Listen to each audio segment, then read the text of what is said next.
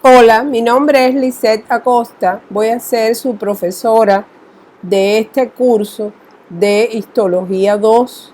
En esta primera conferencia quisiera darle algunos elementos que son importantes para servirle como base de esta materia. La primera pregunta es: ¿qué se aprende en Histología 2?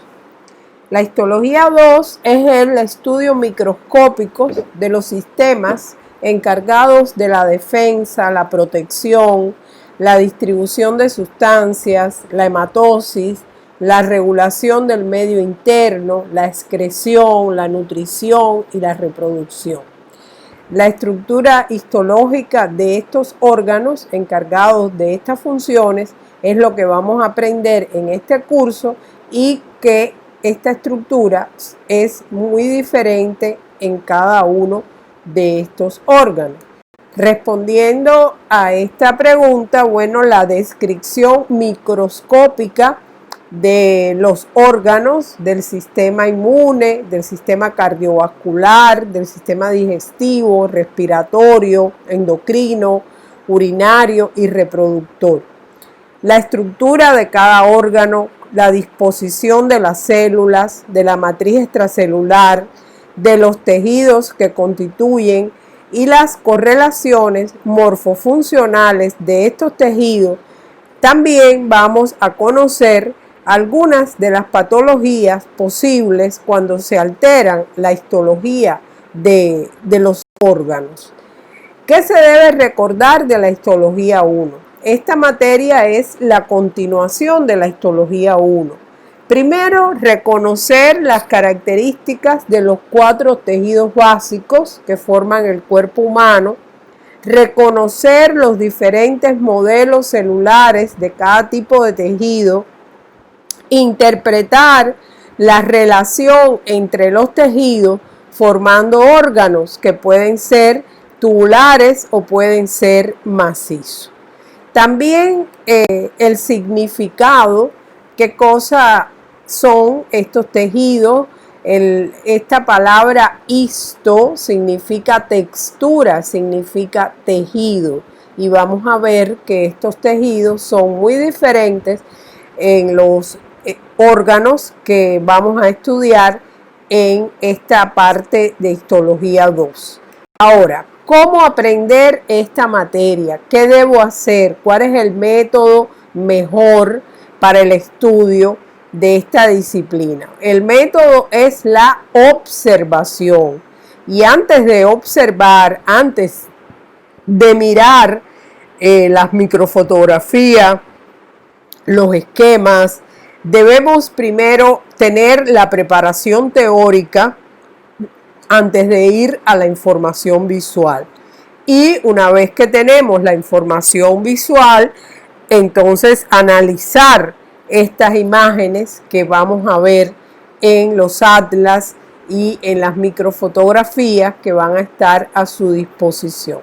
La bibliografía es la misma bibliografía, los textos atlas de histología que utilizaron en el primer semestre, como es el Ross, como es la edición del Gardner de la sexta edición,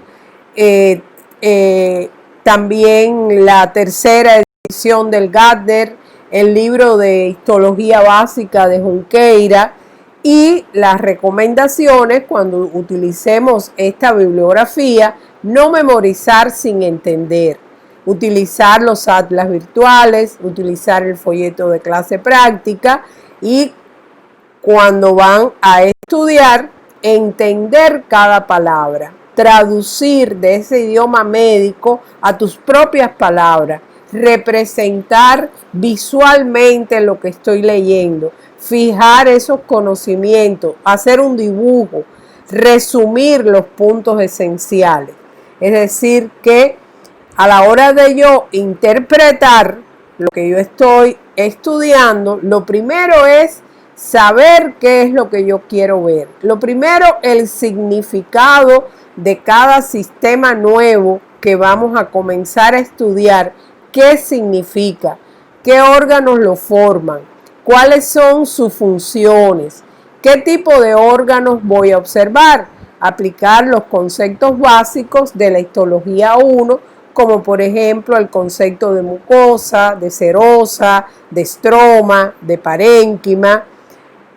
Podemos observar aquí que tenemos un ejemplo, que es el ejemplo del tubo digestivo, que es un órgano tubular donde los tejidos básicos se van a disponer formando capas.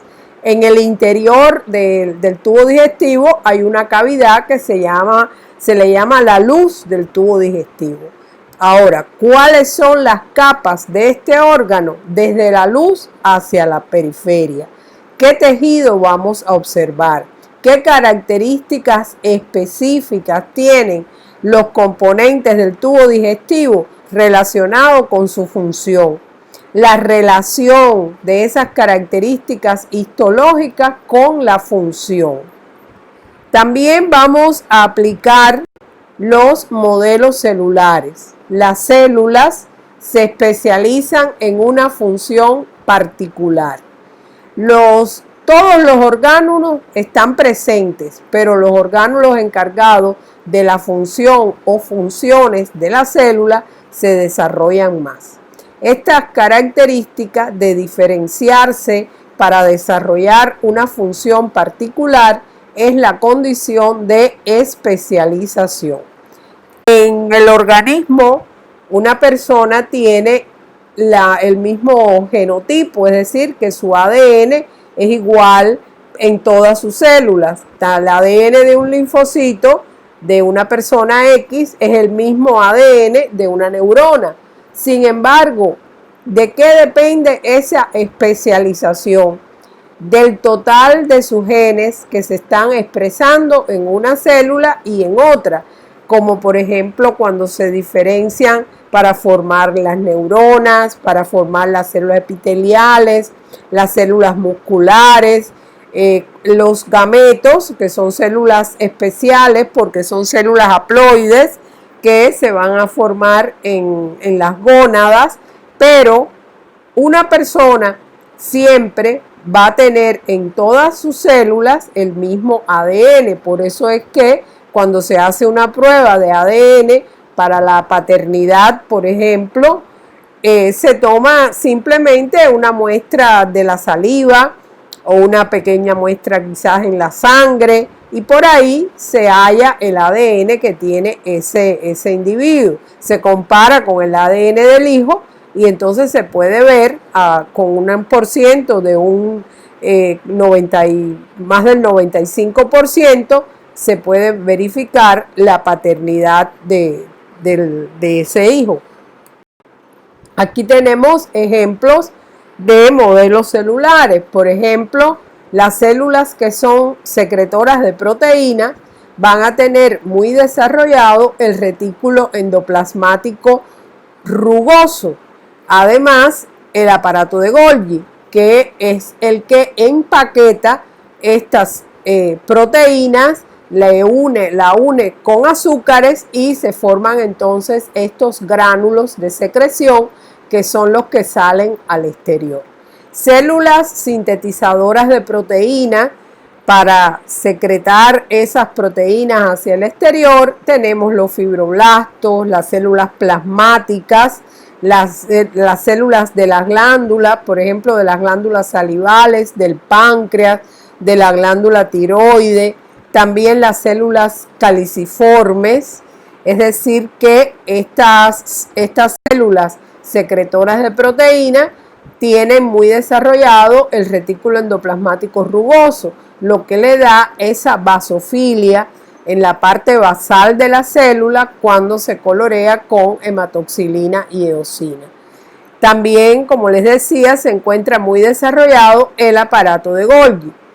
Hay modelos celulares que son células secretoras de lípidos. En este caso está muy desarrollado el retículo endoplasmático liso. Además hay almacenamiento de vacuolas lipídicas en el citoplasma y por eso cuando se colorea con hematoxilina y eosina, vamos a ver que el citoplasma se ve vacuolado con un aspecto esponjoso. Estas células se encuentran en la corteza de las glándulas suprarrenales, se encuentran también en la porción endocrina del ovario y del testículo para secretar las hormonas sexuales. Vamos a ver que en los epitelios nos vamos a encontrar células que se le llaman células absortivas. Estas células van a tener especializaciones en su superficie apical que permite precisamente esta función de absorción.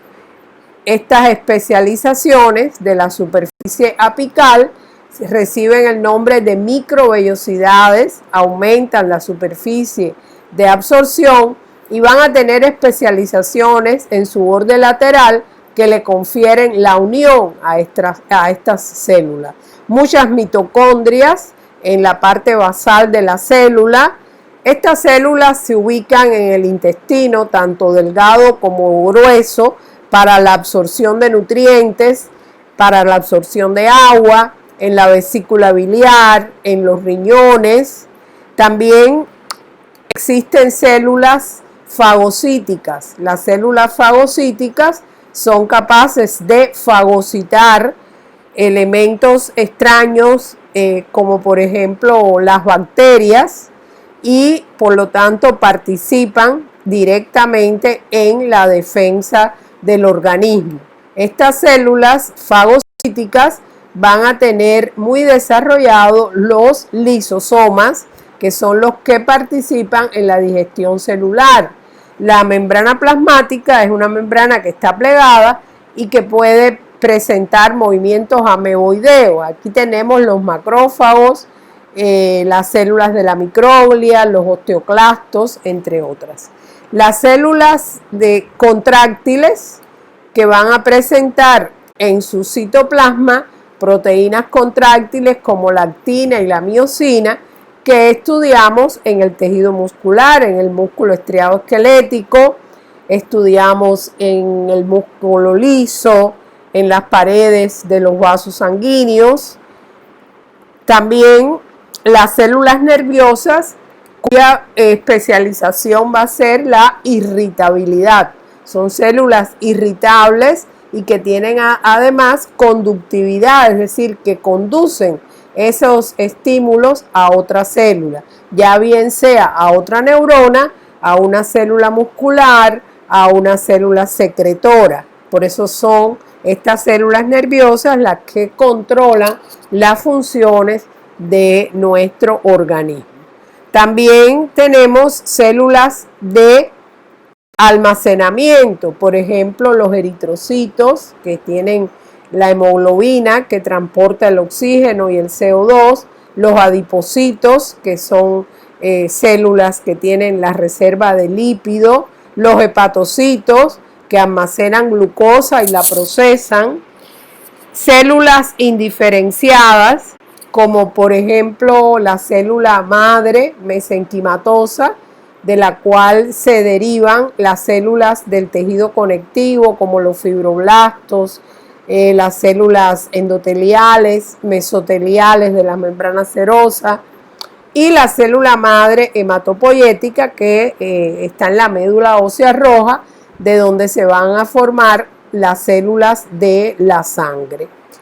Con respecto a los tejidos básicos, deben de recordar, no olvidar, que existen 4 tejidos básicos: epitelial, conectivo, muscular y nervioso. Con estos 4 tejidos, el organismo se protege, secreta sustancia, mantiene su forma, se puede desplazar y coordinar sus funciones, tanto internas como las relaciones con el medio. Estos 4 tejidos básicos se unen formando órganos constituidos por varios tejidos que conjuntamente realizan una función. Por ejemplo, el corazón, que es el órgano que impulsa la sangre y que está constituido en su capa media por el miocardio, que es músculo cardíaco, pero además en el corazón nos vamos a encontrar tejido conectivo, tejido nervioso, es decir, tejido epitelial, es decir, que nos vamos a encontrar aquí los 4 tejidos básicos. El corazón es un órgano hueco porque tiene una cavidad interna por donde circula la sangre. Otro órgano es el riñón, el cual es el que filtra el plasma sanguíneo, y aquí se forma la orina para eliminar las sustancias de desecho. Es un ejemplo de órgano macizo. Es decir, que estudiamos en el primer semestre que existen órganos macizos, órganos tubulares, y eso lo vamos a ver, a retomar de nuevo en este curso de histología 2. Aquí tenemos un ejemplo de un órgano tubular que es el intestino, la luz del tubo digestivo, la capa interna, que es una mucosa, después subyacente tenemos la capa submucosa, la capa muscular externa, la capa más externa, que es una membrana serosa, y podemos ver que están presentes los 4 tejidos básicos con los plexos nerviosos correspondientes. Otros ejemplos de órganos tubulares que vamos a estudiar en este semestre, por ejemplo, tenemos la tráquea, que también tiene su mucosa, su submucosa, va a presentar músculo, también cartílago hialino, y es importante primero tener una visión general del órgano, como se ve aquí, una vista panorámica de dónde están cada uno de esos tejidos antes de comenzar a mirar al microscopio lo que significa la mucosa, lo que significa la submucosa. Otros ejemplos de órganos tubulares tenemos, por ejemplo, las trompas de Falopio o tuba uterina, que también va a tener una mucosa, que va a tener una capa media muscular, una capa externa, que en este caso va a ser una serosa. El esófago, que va a tener un epitelio estratificado plano húmedo de protección, donde nos encontramos tejido conectivo, tejido linfoide, tejido muscular, glándulas en la submucosa, es decir que se puede observar muy bien la asociación de los 4 tejidos básicos formando los diferentes órganos. Otro ejemplo tendríamos los vasos sanguíneos, que tienen una capa íntima, una capa media y una capa externa. Esta capa íntima va a estar formada por un epitelio, que va a ser un epitelio simple plano, que se llama endotelio, y que vamos también a estudiar en este curso, la capa media y la capa externa, que es una capa adventicia. Los órganos macizos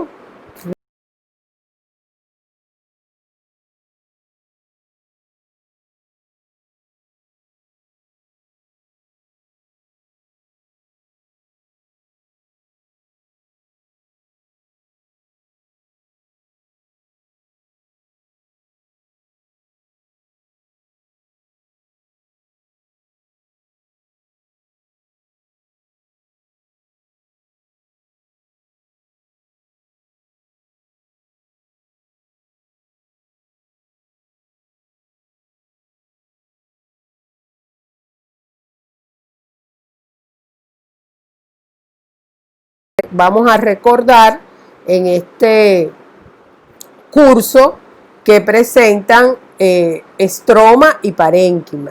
El estroma es la cápsula de tejido conectivo, los tabiques, las fibras reticulares, y el parénquima es el tejido que realiza la función.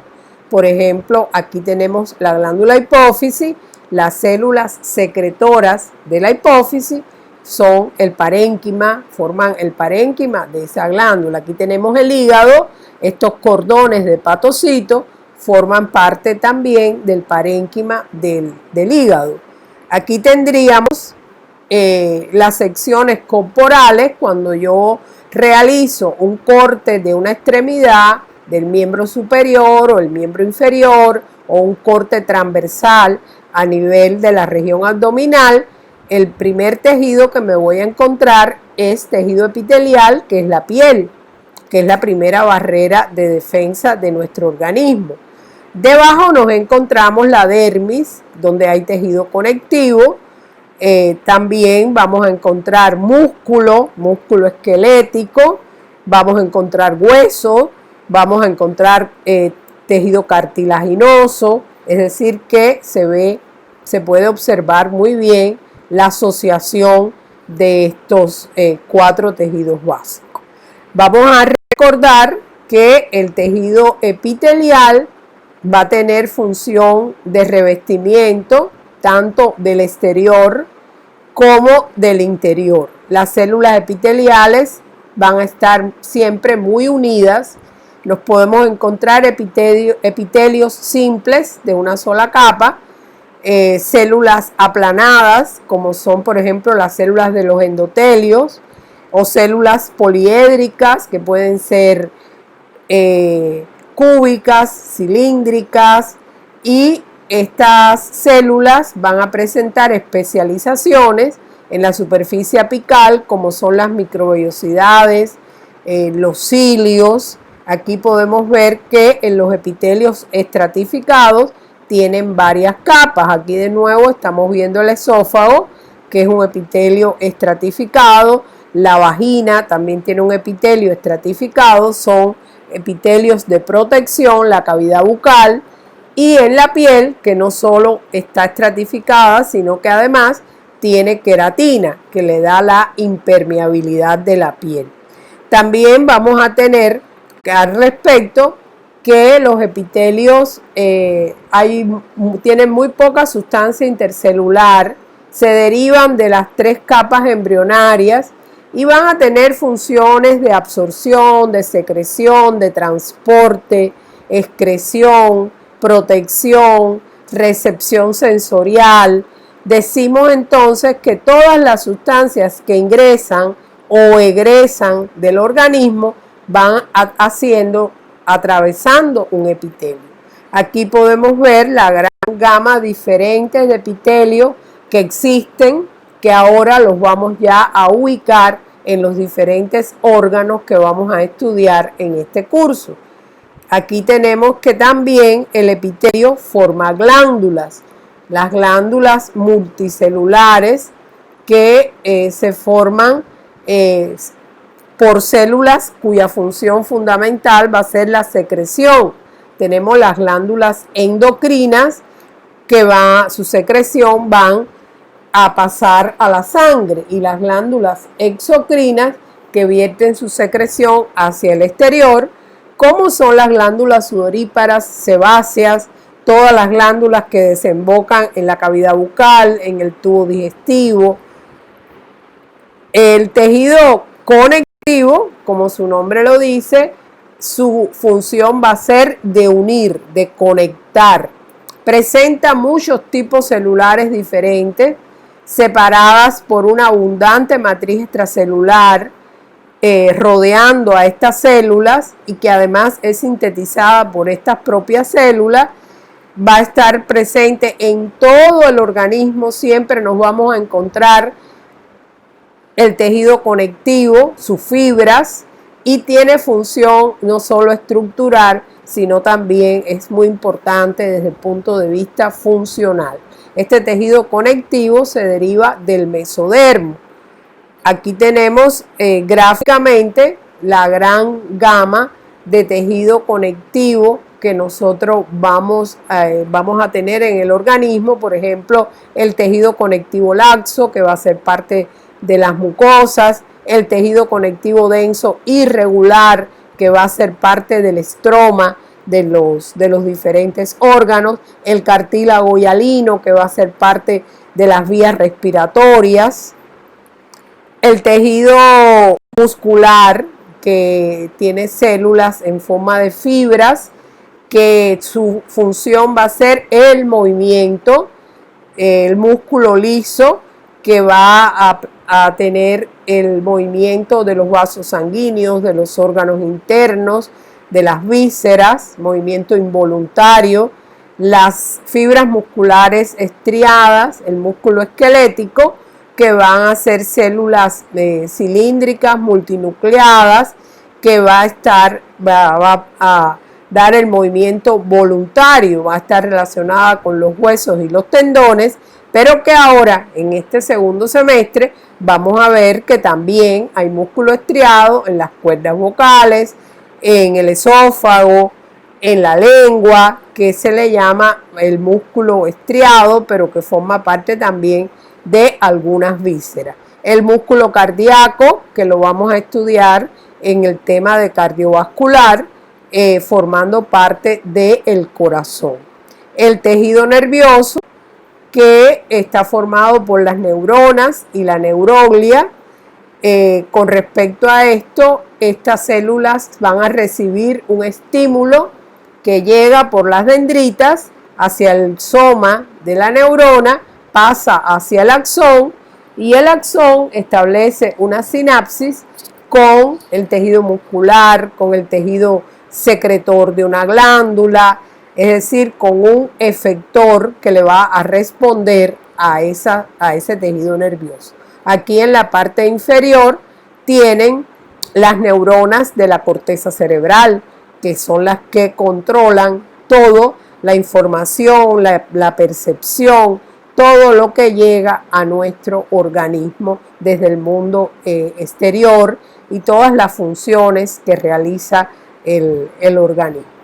A manera de conclusión, pudiéramos decirle que es importante que ustedes reconozcan los modelos celulares, interpreten las características de los tejidos que forman el cuerpo humano, la relación entre estos tejidos, utilicen los modelos de órganos como invariante, porque esto le va a facilitar mucho la comprensión de esta materia, que a veces resulta para algunos estudiantes un poco abstracta, pero no es abstracta, es una materia muy bonita, una materia que yo quisiera darle de nuevo la bienvenida en esta materia de histología y decirle que ustedes siempre van a estar acompañados, nunca van a estar solos.